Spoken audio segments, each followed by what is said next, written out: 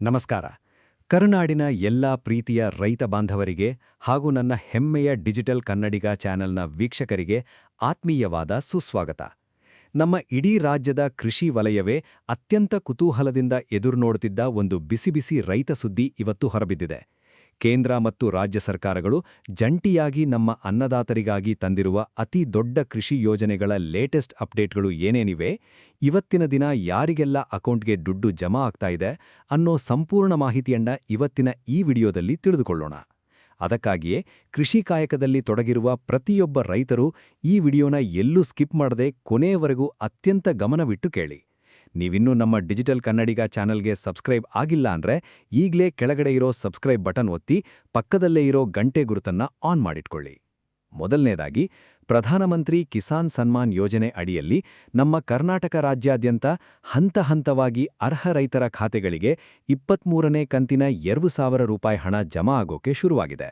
ಪ್ರಮುಖವಾಗಿ ನಮ್ಮ ಕರ್ನಾಟಕ ರಾಜ್ಯದ ಹಲವು ಜಿಲ್ಲೆಗಳಲ್ಲಿ ತಾಂತ್ರಿಕ ತೊಂದರೆಗಳಿಂದಾಗಿ ಅಥವಾ KYC ಅಪ್ಡೇಟ್ ಆಗದ ಕಾರಣದಿಂದಾಗಿ ಯಾರಿಗೆ ಇನ್ನೂ ಕೂಡ ಹಣ ತಲುಪಿರಲಿಲ್ಲವೋ ಅಂತಹ ರೈತರಿಗೆ ಈಗ ನೇರವಾಗಿ DBT ಅಂದರೆ ಡೈರೆಕ್ಟ್ ಬೆನಿಫಿಟ್ ಟ್ರಾನ್ಸ್ಫರ್ ತಂತ್ರಜ್ಞಾನದ ಮೂಲಕ ನೇರವಾಗಿ ಬ್ಯಾಂಕ್ ಖಾತೆಗಳಿಗೆ ಹಣವನ್ನು ಜಮಾ ಮಾಡಲಾಗ್ತಿದೆ.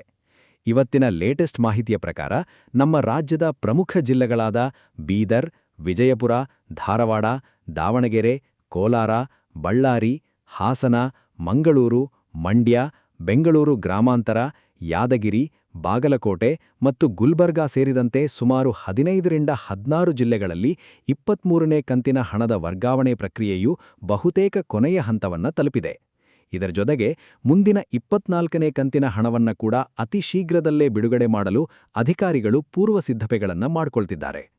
ಇನ್ನು ಇವತ್ತಿನ ಮತ್ತೊಂದು ಅತ್ಯಂತ ಮುಖ್ಯವಾದ ಸುದ್ದಿ ಏನೆಂದರೆ, ಅದು ನಮ್ಮ ರಾಜ್ಯದ ರೈತರ ಬಹುದಿನಗಳ ಬೇಡಿಕೆಯಾಗಿದ್ದ ಬೆಳೆಹಾನಿ ಪರಿಹಾರದ ಹಣದ ಬಿಡುಗಡೆಗೆ ಸಂಬಂಧಿಸಿದಾಗಿದೆ. ಕಳೆದ ಮುಂಗಾರು ಹಂಗಾಮಿನಲ್ಲಿ ತೀವ್ರವಾಗಿ ಬೆಳೆ ನಾಶವಾಗಿ ನಷ್ಟ ಅನುಭವಿಸಿದ ನಮ್ಮ ರಾಜ್ಯದ ಅನ್ನದಾತರಿಗೆ ಪ್ರತಿ ಎಕರೆ ಒಣ ಬೇಸಾಯ ಅಥವಾ ನೀರಾವರಿ ಭೂಮಿಗೆ ತಕ್ಕಂತೆ 8,000ದಿಂದ 15,000 ರೂಪಾಯಿಗಳವರೆಗೂ ಮತ್ತು ಪ್ರತಿ ಹೆಕ್ಟೇರಿಗೆ ಗರಿಷ್ಠವಾಗಿ ಸುಮಾರು 30,000ದಿಂದ 35,000 ರೂಪಾಯಿಗಳವರೆಗೆ ಬೆಳೆಹಾನಿ ಪರಿಹಾರದ ಹಣವನ್ನು ಬಿಡುಗಡೆ ಮಾಡಲಾಗ್ತಿದೆ. ಆದರೆ ತಾಂತ್ರಿಕ ಲೋಪದೋಷಗಳಿಂದಾಗಿ ಸುಮಾರು 20ರಿಂದ 25ರಷ್ಟು ರೈತರಿಗೆ ಇನ್ನೂ ಕೂಡ ಹಣ ಕೈ ಸೇರಿರಲಿಲ್ಲ. ಈ ವಿಷಯವನ್ನ ಈಗ ಸರ್ಕಾರ ಅತ್ಯಂತ ಗಂಭೀರವಾಗಿ ಪರಿಗಣಿಸಿದ್ದು, ಮುಖ್ಯಮಂತ್ರಿ ಸಿದ್ದರಾಮಯ್ಯನವರು ಹಾಗೂ ಕಂದಾಯ ಸಚಿವ ಕೃಷ್ಣ ಬೈರೇಗೌಡ ಅವರು ಜಂಟಿಯಾಗಿ ಉನ್ನತ ಮಟ್ಟದ ಸಭೆ ನಡೆಸಿದ್ದಾರೆ. ಬಾಕಿ ಉಳಿದಿರುವ ರೈತ ಬಾಂಧವರಿಗೂ ಕೂಡ ಇವತ್ತಿನಿಂದಲೇ ಜಾರಿಗೆ ಬರುವಂತೆ ಹಂತವಾಗಿ ನೇರವಾಗಿ ಅವರ ಆಧಾರ್ ಲಿಂಕ್ ಆಗಿರುವ ಬ್ಯಾಂಕ್ ಖಾತೆಗಳಿಗೆ ಬೆಳೆಹಾನಿ ಪರಿಹಾರದ ಒಟ್ಟು ಮೊತ್ತವನ್ನು ಬಿಡುಗಡೆ ಮಾಡಲಾಗುವುದು ಎಂದು ಅಧಿಕಾರಿಗಳು ಸ್ಪಷ್ಟಪಡಿಸಿದ್ದಾರೆ.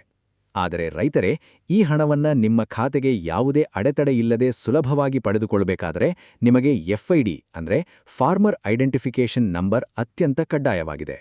ಸರ್ಕಾರದಿಂದ ಸಿಗುವ ಯಾವುದೇ ಕೃಷಿ ಸಂಬಂಧಿತ ಸವಲತ್ತುಗಳು ಅಥವಾ ಈಗ ಬಿಡುಗಡೆಯಾಗ್ತಿರುವ ಬೆಳೆಹಾನಿ ಪರಿಹಾರದ ಹಣನೇ ಇರಲಿ, ಅದು ನೇರವಾಗಿ ನಿಮ್ಮ ಕೈ ಸೇರಬೇಕಾದ್ರೆ ನಿಮ್ಮ ಹೆಸರಿನಲ್ಲಿ FID ಸಂಖ್ಯೆ ಇರುವುದು ತುಂಬ ಅನಿವಾರ್ಯ.